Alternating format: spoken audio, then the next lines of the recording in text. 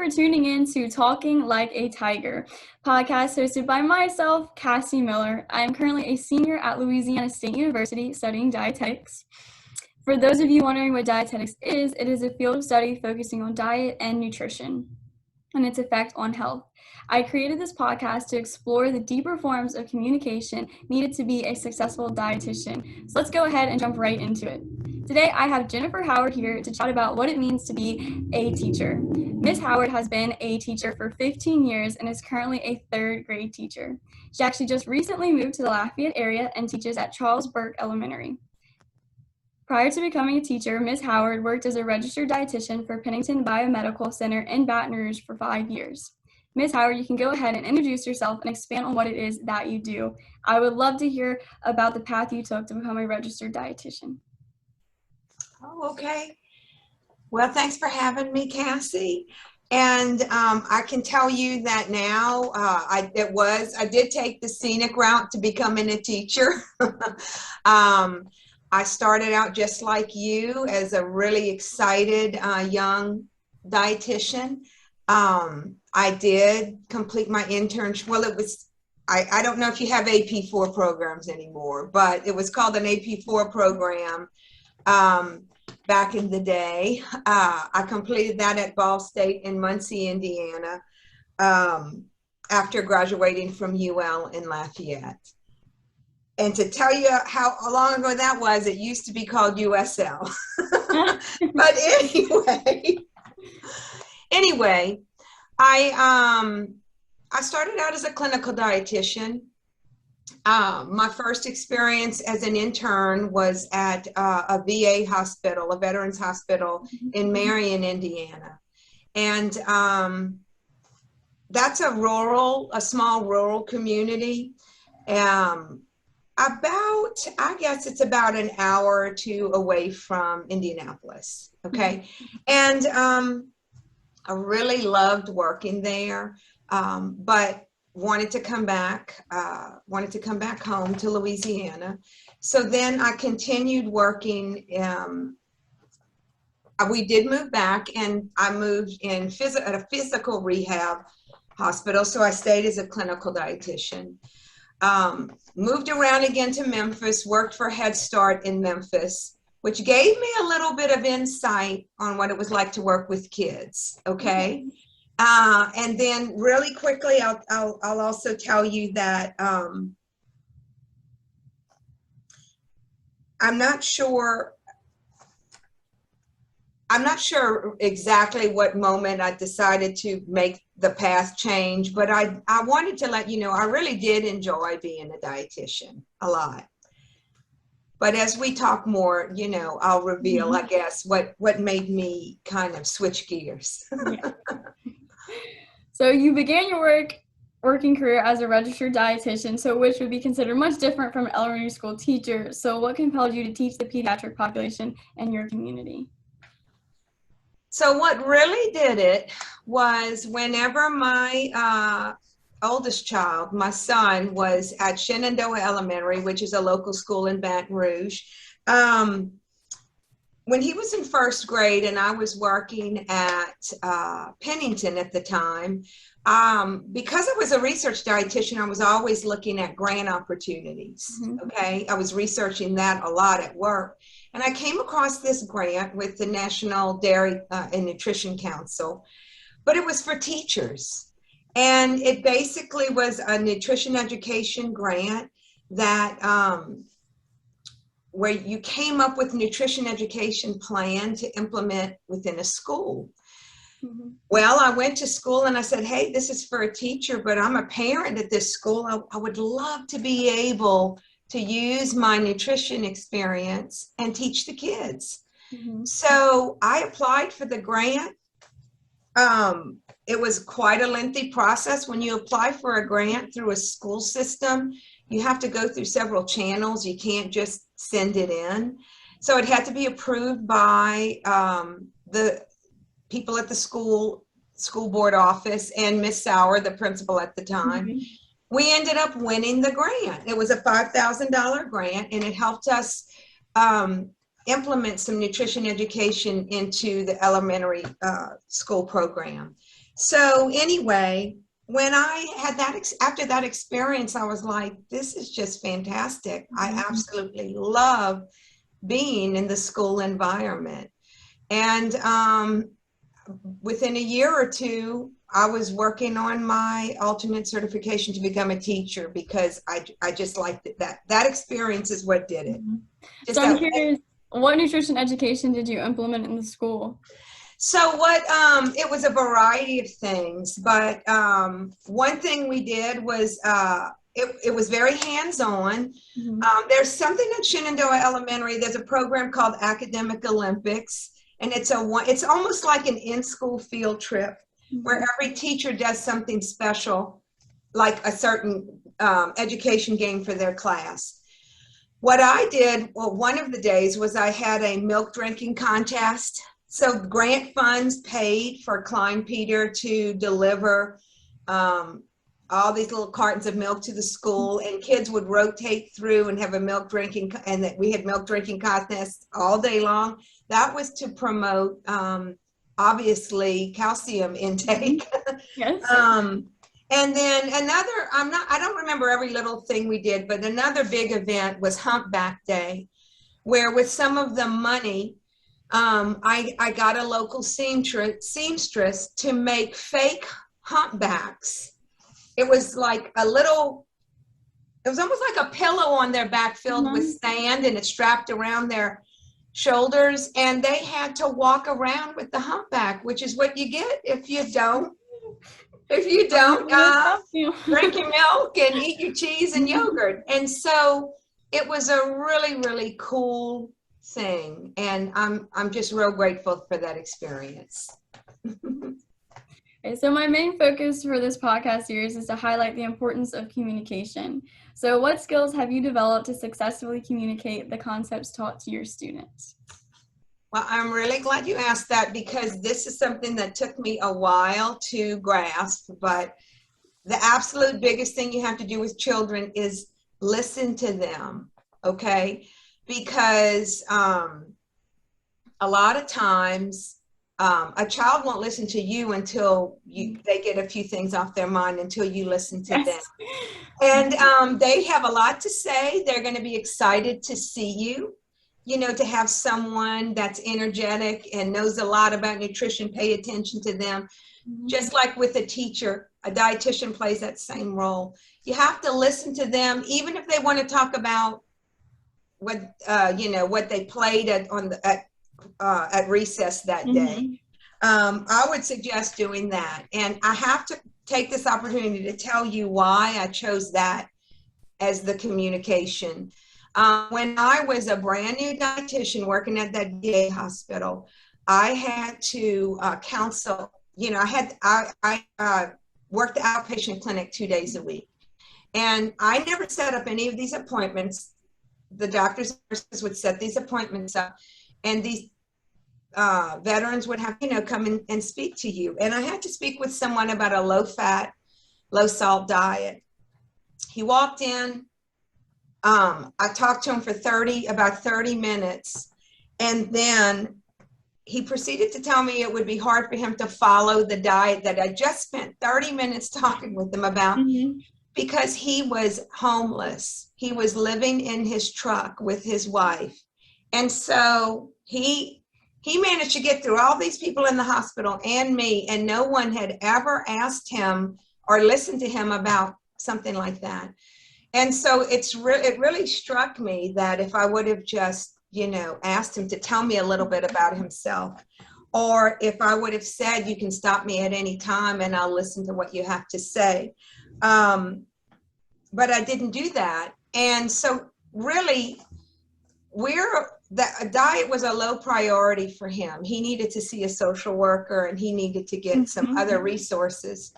I think I learned a lot. I'm glad I learned that early on, because I think we're all very busy people, and we don't always take the time, to listen. And I think just like you need to listen to little kids in every capacity of dietetics, you kind of have to listen to people's needs first. You might be telling them stuff that they don't really need at the time, So well, while I was my biggest advice.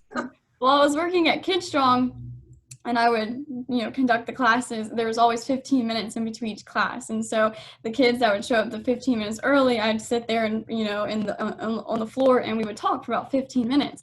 And it was so cute because they'd all tell their little stories about their day. And a lot of them, you just learned so much about their life by their stories that they would tell. And then I could tell, like, if one of them was going to be tired that day. And then it would make all sense, like, if they weren't, like, paying attention very much in class. I'm like, it's probably because they're exhausted. They said all these things that they did today. So it was definitely a lot easier for me to coach them, and I was able to, like, say the things that I need to say to catch their attention because I knew so much about them in that little 15 minutes that we had. That is awesome. That's rare that someone just starting out would think to even do that. It really is. So I know I didn't think about it.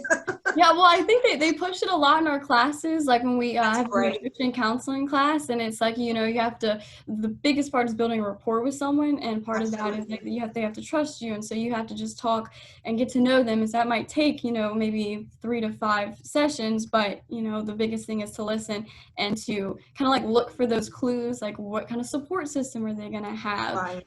What's their day look like? What's their schedule look like? Do they have time to, make the meals that you're recommending and stuff like that? So yeah, absolutely.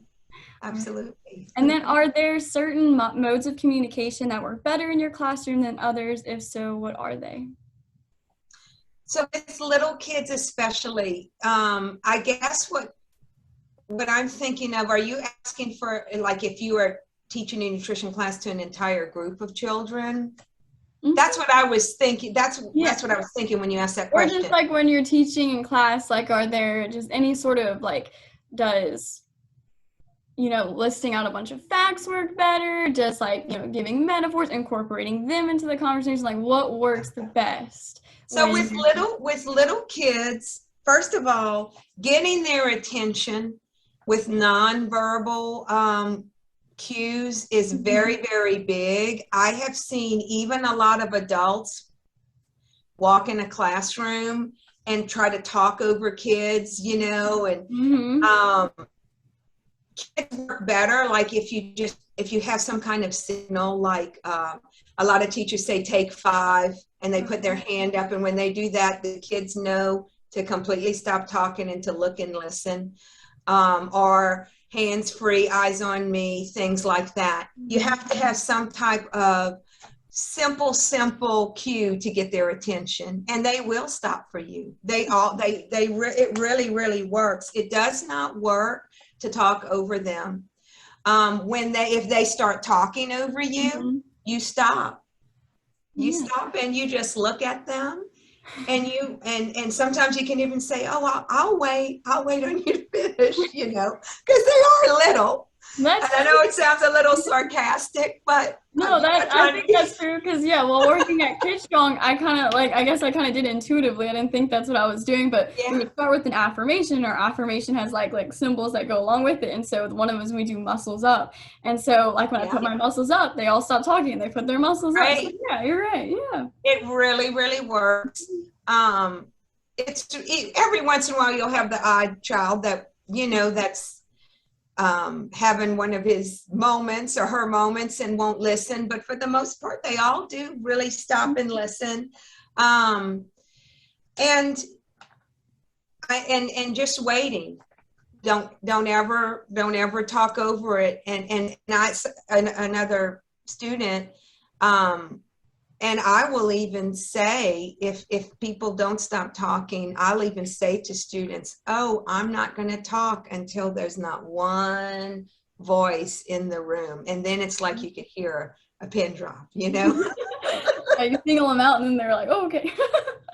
Yeah, they really respond well to that. So that's a great mode of communication, because you've listened to them already, first of all. And now it's their time to listen to you, and so they need to know that. They need to know. Sometimes they need to be reminded of that. Yes. All right. So now I want to relate your experience as a teacher to dietetics. So at LSU, I've taken a couple of classes about nutrition counseling, like I said. So I am curious what insight a dietitian who has had teaching experience like yourself may have. So do you feel that your experience as a teacher would be valuable in giving nutrition counseling to pediatrics? Well, here's the deal. I think any experience with children, even not in a formal classroom, is helpful with working with kids in a nutritional setting, because the number one thing you have to do is like working with kids in the first place. Enough to work with kids, yes. You really do, because we all work so hard. Dietitians work hard, teachers work hard, their parents are working hard. You have to like working with them. And you probably figured out already that you do, or you wouldn't be, going into that area. So you have to enjoy working with them. So I would think any experience, in that, whether you worked at a summer camp with kids or, your experiences like swim team, all those little things that you've done along the way, all help. They help you get a feel. They help you learn how to listen. They help you know what not to do. Because sometimes we have all seen bad examples of people not working well with kids. Unfortunately, we've seen that. It's very easy to become frustrated with kids that, when they're not listening, but everything I've ever taught, I mean, the first 2 or 3 years that I was a teacher, I would go to these trainings and they'd say, you need to have wait time. You need to not raise your voice. You need to do this. You need to do that. And until I really started implementing all of that in my classroom, nothing else worked. Everything that they're telling you, my best advice is that everything you're learning in your classes is going to work. You just have to put forth the effort to try it. And it will work. I mean, things that I've learned in trainings, you have to realize that everything has been researched. It's been, they have tried it already in a classroom. No one's reinventing the wheel. And so listen to that advice, because there has to be a procedure for everything. And that was the one other thing I wanted to say about the biggest thing I've learned, because I'm not ruling out working as a dietitian again. I did like it. I just have, I was at, I had different interests at that time. But I did make a note of it. Let me look at my notes, because I wanted to make sure that I didn't forget to say this.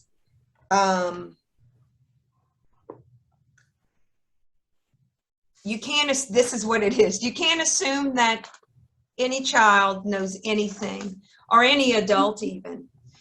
You have to talk with them about nutrition or anything in education, even if it's a math problem, like they don't know a thing about it. So you have to take it from step one, okay?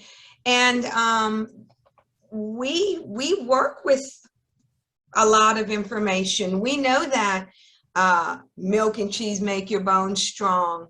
And we would assume that everybody knows that, and a lot of kids do, but some kids really don't know very basic things. So that is the biggest thing I learned about being a teacher. I think there was when I look back at all the years that I did get an opportunity to talk to kids, I really missed some opportunities as a dietitian to really make an impact on them, because I was just telling them things that I learned off of a handout or a book, So when you worked at the VA, so you would see the military men and the veterans, but did you see their family? Is that correct? Like when you go to the VA? So sometimes family members would come with them. Sometimes these veterans could not live by themselves anymore. Okay. And so their family members would take them. They even had something called a residential care program, where some of the veterans were placed in local homes. And it's almost like a child foster care program, but for adults, where these adults, these families would take care of local veterans, and they would get paid a government stipend. my role was to go and inspect the health and safety of their kitchen. It wasn't to actually go and do nutrition counseling. So these, that was the one role, only for residential care. Okay. So we would go in and we would make sure that food didn't have like visible mold on it. If we would actually have to look through the refrigerator and pantry and make sure things weren't out of date. Now think about, and to also use some common sense, to think about your own refrigerator, right? And think about how many times you've left something, you know, a little too long in the fridge. We would never cite them on something that was like a week or two out of date. We would say, hey, you know, you've had this mayonnaise in the fridge 2 years. Oh gosh. 2 years past its date, it's time to throw it away, stuff like that. They would actually have to, if they had leftovers for the veterans, they would have to put them in containers and date the leftovers because they couldn't keep them over 5 days. I'm about to be ServSafe certified. You what? I'm about to be ServSafe certified. All right. So I've been learning all about food safety for the past few weeks. So yeah, Wonderful. I remember you have to be able to, if you're going to keep food for more than 24 hours, you have to date it. Right. Your refrigerator and say what it is and everything like that. So food safety is like a really big concept. It's super important. Absolutely. Do you recommend teaching children, maybe like from kindergarten all the way through 5th grade, like about food safety? I think we could teach them basics. I don't know that it would be necessary to teach them in detail about it. I don't think they would retain that. But yes, I do think like it's hand important and stuff. because some absolutely. Well, hand washing obviously is playing a huge role in our classroom right now. Before I talk about that, I want to tell you one thing about that ServSafe you're about to take. Did you know that if you score a high enough score on that, then they allow you to teach it? No. You could be an instructor. I haven't taken it in years, but you're going to be the biggest expert in the room. You'll be taking it with people that are opening a restaurant or working in a hospital on a food line. And I scored high enough to be able to become an instructor. You probably will too. You have to make an A on it. Yes. And I didn't pursue that, but I think that's a real big incentive. I didn't know that was a possibility. Yes, cool. Yes, because that's a neat little sideline to be able to teach that class to people. So I'm sorry, but to get back on track, let me tell you real quick, we've been washing our hands for the last 2 years.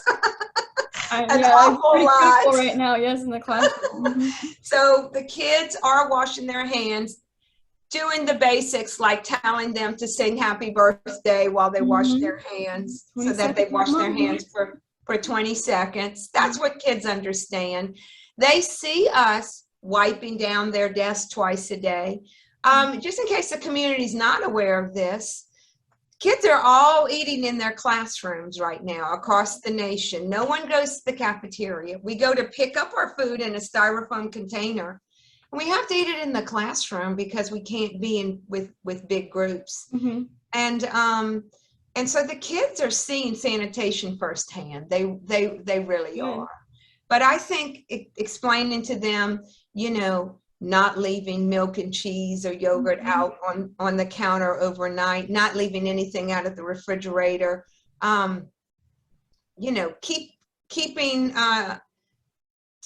explaining to them that things in the pantry do have a long, I don't know if they would understand shelf life, but if you say they can stay in there, for months and months and months. But once you take it out of the wrapper, it needs to be eaten or put in the fridge, little things like that. Yeah, maybe it's a great opportunity right now since they're seeing so much about cleaning and everything that it would be a good time to start talking about food safety. I agree. In the classroom eating their lunch. Yes, that is a good opportunity. You're right. All right, so one more question. So in your professional opinion, when would filling the role of teacher be critical to meeting a nutritional goal set during a counseling session? Let's see. I think I understand that you're saying that, like, as my role as a teacher, how could I also implement nutrition habits for the kids? So what I would recommend to anyone starting out, whether they're a teacher or a dietitian working with kids, I'm hoping those little plastic food models are still around. Yes. Good. Yeah, they are. I think that would be the absolute best way to promote nutrition in the classroom, other than obviously the real food, that we have the opportunity to talk about. By the way, the cafeteria managers, who do have a lot of nutrition knowledge firsthand, they do come and talk to the kids about basic nutrition at the very beginning of the school year in Lafayette, which I think is really, really wonderful. But using those food models, letting the kids just play with them, kind of like it's indoor recess time, like there's no rules attached, you just play with it. And then I think with little kids, doing role plays really works. Okay. Yes. So like if you wanted to go and eat with your friend who's the student, okay, what choices could you make that were good? Well, obviously you could see if they were really listening to you, and you could grab like the fried chicken leg or something and say, what about this? And you get that reaction. Oh, well, this might be better. The fish might be better. The baked fish might be better, or the hamburger patty might be better. Little things like that. And you could like the food label and then explain about the food label. Oh, yes. And what's cool is that I'm a math and science teacher, and I have used the food label already. Because you start teaching kids the metric system in 4th grade. And even though I'm not teaching 4th grade right now, I taught 4th grade for 6 years at Shenandoah. And all food is measured in gram weight, okay, and ounces. And so it's measured in gram weight and ounces because the rest of the world uses grams. So it's an opportunity to bring math into a food label too. Oh yeah, you can teach so much. You could like, if we had time, we could talk about it with kids for a week. Someone who's not a registered dietitian may never even think to like use that as an example in their class. And so since you are one, you know that, and then it gives them early exposure to nutrition. Yeah. Like they might go to the grocery store with their mom and be like, oh, I've seen this in class, and start looking at it. Exactly. Learn, like, something they've never thought about before. Yeah, that's awesome. Is how yeah, it's cool. It's cool. I have one last question. So I want to talk a little bit about community nutrition. So I am a nutrition intern for Sandra May, who is a registered dietitian for the LSU Ag Center. I work on the Build a Healthy Meal video project, which consists of working on and developing recipe videos, recipe cards, and social media posts that can be used throughout the state by nutrition agents from the LSU Ag Center and various others as resources to be used when interacting with the target population, which mainly consists of low-income communities, predominantly with SNAP Ed and FNET recipients. Okay. While working in the community nutrition department, I have been able to assist and observe other ways in which LSU reaches the community, like the development of diabetes education curriculum, school nutrition education curriculum, which actually has a few of like the things that you suggested, like being interactive with the kids, playing games. They have all kinds of different games and interactive ways for kids to learn how to choose like the right dairy products, like fat-free, low-fat, and then the nutrition label. And so I've been able to edit and sit down and look at that curriculum, and I thought that was really awesome. So if you had the opportunity to start a nutrition campaign in your school, what would it be and why? Well, let me just tell you this. We already have a nutrition campaign in our school, which I think is so great, and it's from Pennington. Oh. Pennington started an initiative for schools back when I was working there. It was getting worked out, okay, but wasn't implemented yet. I was so impressed to move here and see that they're actually implementing it here in Lafayette. When I was working at Shenandoah and Baton Rouge, maybe it was just that particular school, but it wasn't implemented in Baton Rouge, but it's implemented here. Whoa. So I know, but you know, that's just the way things go sometimes. So it's a simple initiative. A lot of people reward students with candy. Not at our school. We can't give them a lick of candy, which is good. Kids don't need to be rewarded with candy. They can be rewarded with stickers. They can be rewarded, you know, in other ways. We cannot allow them to bring unhealthy snacks to school. Anytime we provide snacks, it has to be a healthy snack. We cannot like drink a soda in front of them. If someone wants to drink a soda, it's got to be poured in a cup. Different things like that. So I honestly can say that at this school that I'm at, we already have a great nutrition program implemented from Pennington, so it's research-based. It works. The kids don't even expect unhealthy things or candy. It's like the school is setting the gold standard for the way things should be. I think that's amazing, and I know that it filters into high schools too. So you know how in high school you can have vending machines throughout high school. They do regulate, you know, what can be put in the vending machines. It's awesome. It's awesome. So I appreciate that question, but I just wanted to tell you that they're already doing a great job over here. Thanks to Pennington. There's a school in Baton Rouge, Shenandoah, and they don't implement it, and it's from Pennington, which is right here in Baton Rouge. Yeah, well, I'm not 100% sure that it's for every single school. So maybe it was something where certain schools in Baton Rouge were chosen. Maybe. You know, sometimes a high needs school is chosen, and Shenandoah wasn't a high needs school.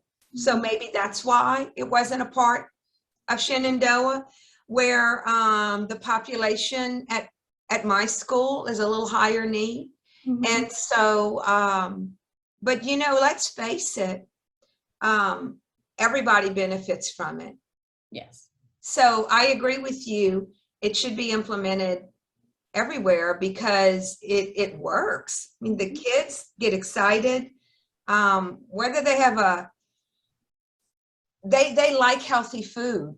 That's good. Well, that's what they're being shown, and that's what they're being modeled by teachers and everything. Then it's setting up an environment for them to thrive, because you know, out in the real world, we tell people to eat healthy, and there's just so many bad choices that are easily accessible. And so, you know, a child is going to choose those choices, like when they're watching TV and they see a commercial, it's like, oh, you need to get active, eat healthy, but then they see like 5 fast food commercials. That's not very helpful, right? So having an environment at your school where they're not allowed to bring unhealthy, like if it's for a party or something that the class is having, and they're not allowed to bring cupcakes, but they can bring maybe like a healthy muffin for everyone to enjoy. Like, that's so much better, and actually sets up an environment where they can thrive. And it's not like, well, here's the cupcakes one day, but you're not supposed to do that. It kind of conflicts in a child's mind. It does. It confuses them. It confuses them, and they'll call you on it too. I thought we weren't supposed to have that. I mean, kids will do that. So it's just best practice. They're implementing best practice with nutrition, and I love to see the PE teachers get involved. They talk to them about it. I love that the cafeteria ladies do the same thing. I obviously have talked about it as well. It sounds like, you know, you've given me some ideas of how I could step that up too. You know, they've always eaten in front of us, like Sometimes teachers would get breaks in the cafeteria, though. When their kids go to the cafeteria, that's a little bit of a break time. They get to leave and other staff watch the students. So not all teachers have seen what their kids are eating and not eating. But now that we're all in the classroom and they're eating in the classroom, we get to see. And of course, I notice plate waste where other teachers might not. I already know what they're going to eat really well, and so did the cafeteria staff. The food's a little different here in Lafayette than Baton Rouge.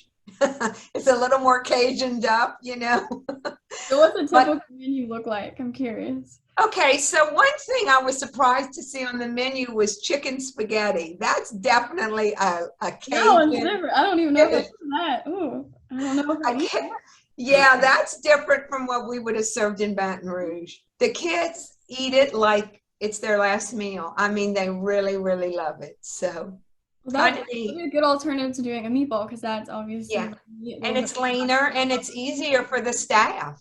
Yes, it's easier for the staff. So I think that's one that I really noticed. And they do have a breakfast program here, just like Baton Rouge does.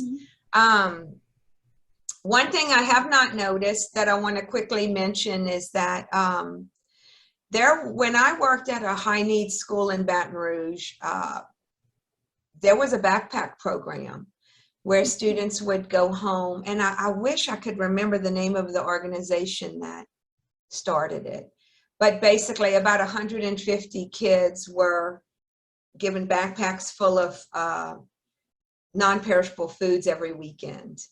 And they would count on that, because not every child goes home to a home cooked meal or any food at all. So I just wish so much I could remember. I'm going to have to find out, Cassie, and pass that on to you. It sounds awesome, because what are they supposed to do Saturday and Sunday if they're always getting their breakfast and lunch? Right. And during COVID, East Baton Rouge Parish did an amazing job providing food for all the students that could not go to school. I'm not sure if the community is aware that the cafeteria ladies still went to school every day. They would get boxes of food together for people, and parents would come through a drive-through and pick up meals, whether their kids were virtual or at school. I think that's outstanding. Another wonderful thing that East Baton Rouge Parish does over the summertime, when they have those summer feeding sites, I'm not sure that the community realizes that any child can go. They don't even have to be a public school student. Well, that's something that dietitians can really help get the word out about. They should promote that. You're right. Absolutely. We all should, because parents don't realize that. So yes, so for when the children during COVID, they could get in the lines, pick up their meals. Well, they could pick up for however many kids were in their car. So let's say you maybe had 2 children that went to public school, and then you had a younger one that wasn't like in school yet, maybe they were in preschool. They still got a lunch because they were in the car. So they give as many as they could to however many kids were in the car. And actually there was a lot of private organizations or companies, they got grant money by the state, and Citigroup was one of them, and I worked for them, so I helped package the food and we'd ship it off in the truck. And I did that for about 2 to 3 months. It was over the summer, like in the height of COVID, like right when we had left. They made us go home from school. And so Citigroup, it's a company that they own City Slice, City Pork, and Rouge. Oh, cool. In Baton Rouge. And so so they're kind of a big company, and I heard about it because the Catholic schools here, they're big with the Catholic schools. One of them in the company, they're like a Catholic alumni, so I'm kind of I know all those types of people, so that's how I was able to find out about it, and it was interesting. It was a great experience. It is. I had never done like hands-on food before. I've been a nutrition intern, I did swim lessons, coaching, all that kind of stuff, but I never actually got to like work with food. So that was one time when I actually got to, hands-on food, do the preps, package them up, and then I even got to go one time and help distribute the food. They would do it at the Arc and the various like St. Jean Vianney, St. Jude, and yeah, it was just astonishing to see how many people utilized it and how many people actually depend on it. They do. They do. And it's awesome to see. And I think that there's a big misconception, like some communities need it more than others. Mm-hmm. I don't think so. I think that all communities that serve children need it. And the proof was just seeing people take advantage of it at Shenandoah. Shenandoah is not considered a high need area of town. It's an A school. Mm-hmm. And we had people take advantage of that. People need it. They really do. And it's really neat when you have the chance to be a part of something like that and you get to see it firsthand. I'm very thankful for my experience with that. Yeah, that's a great experience. All right. Well, do you have anything else to share with us, Ms. Howard? Well, just that I think that dietetics has taken some great turns. I think that when I think back to the way it was when I first started out, I went to the school before the internet was mainstream. Okay, so nutrition counseling was a very big part of the job back in the day. Now people have more access to information, but they also have access to misinformation. Yes. And that's where our job's so important as dietitians, because we know there's a lot of misinformation out there, and people are doing things sometimes that are unsafe because of it. Mm-hmm. So I think that's real important. The other thing that's so impressive about dietetics now is the way they're promoting for dietitians to get expertise in specific areas. Mm-hmm. It was very general whenever I started out. Yes, we had certified diabetes educators, even it feels like 1,000 years ago, even when I started. Yes, we had cardiac, our pediatric dietitians. We had people that specialize in certain areas, but not to the degree that y'all are doing it. Mm-hmm.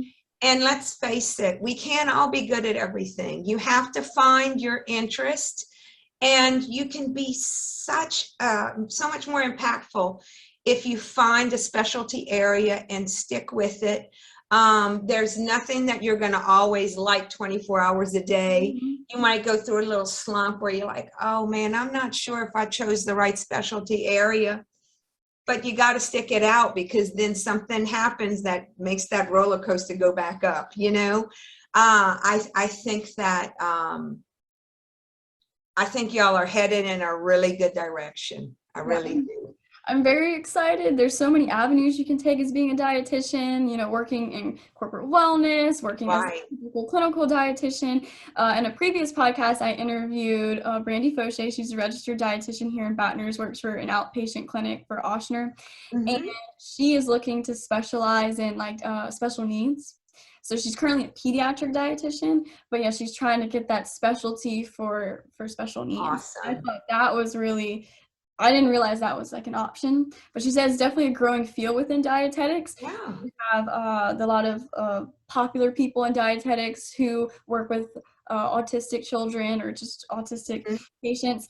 And so they're kind of like creating that path where like there's a need here. Like it really needs to be a specialty because there's so much research that hasn't been done, and they're conducting the research, and they're seeing that there really is a need for Down syndrome. They have a lot of gut issues. And so that's a whole world out there. So she's hoping to specialize somewhat in special needs. And I thought that was interesting because, I work with special needs. They've been an important part of my life since I was in high school. I coach a special needs swim team.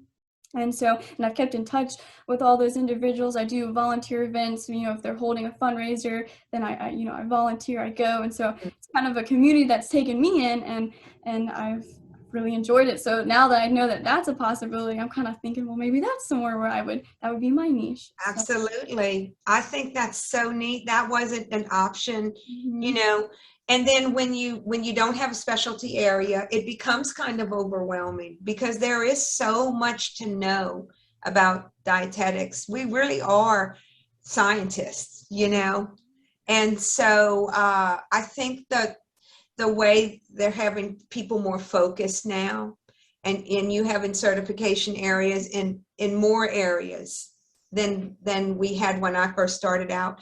I think that it might have been a game changer for me, actually.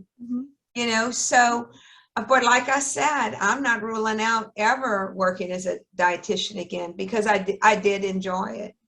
I did. So many of my instructors, one of them, Shelly Dore, she's the one who's teaching me Serve Safe. She does all kinds of businesses on the side in addition to being an instructor at LSU. She teaches Serve Safe classes to the community, and she has her own private business. And so her big thing is food management, and so that's kind of her niche. That's what she knows all about. And so she'll actually go into like different companies, maybe with smaller businesses, and help them come up with food safety plans and things like that, and directs them that way. And so I thought that was really interesting. She has like technically like 3 different job titles. So yeah, if you want to. That's what was always so attractive about dietetics, is that,